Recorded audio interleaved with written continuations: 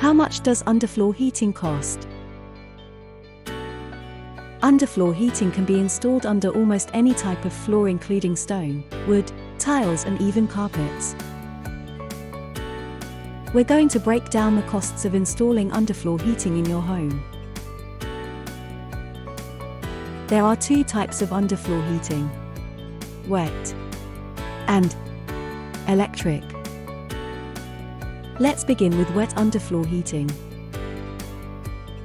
Wet floor systems are more complicated to install and need more materials to complete. So, this is the expensive option. Water underfloor heating costs £100 to £190 per meter. Next, it's electric underfloor heating. Electric systems are far easier to install and a better choice for retrofits. So, this is the cheaper option.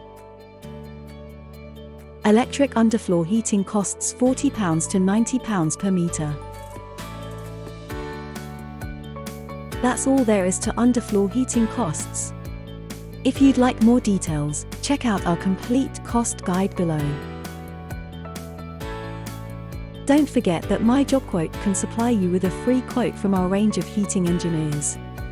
Take a look at our site and find the right person to fit your underfloor heating.